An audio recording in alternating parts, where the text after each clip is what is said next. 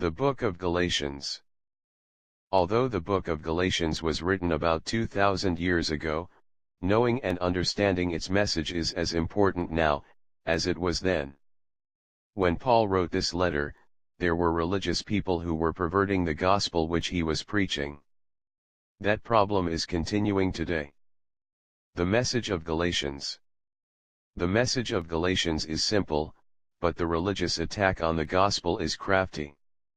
The simple message of Galatians is that Jesus paid the full price for our sins when he died on the cross. Our response to his payment is simple. We must put our faith in him.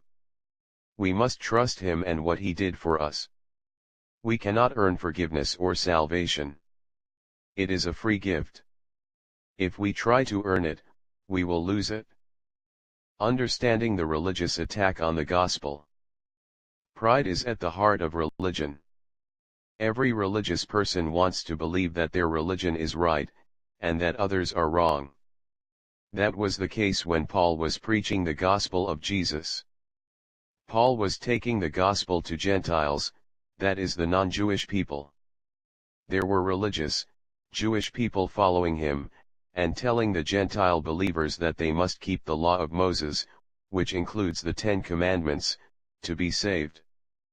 They were telling people that the evidence of keeping the law was to be circumcised. This had become a Jewish, religious tradition. It was their superficial evidence that they were keepers of the law. Paul shows the hypocrisy of this belief by pointing out that they were not keeping the law of Moses themselves. Even though they were not actually keeping the law themselves, they were imposing the keeping of the law on Gentile believers. Similar religious beliefs today. Although the religious practice of circumcision is not taught today, there are other false teachings that have a similar effect. Many religious people teach that you must keep the 10 Commandments to be saved.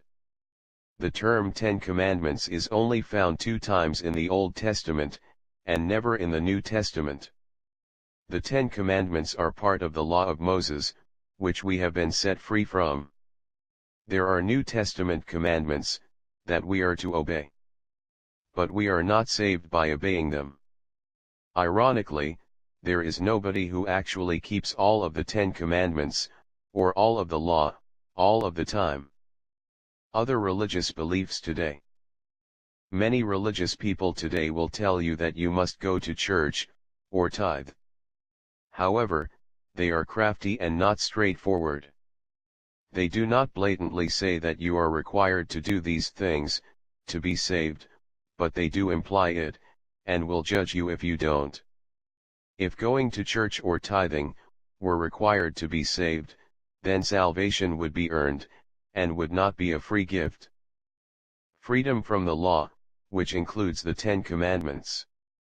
The main theme of Galatians is that Jesus has set us free from the law, and that salvation is a free gift. We can only receive this gift through faith in Jesus.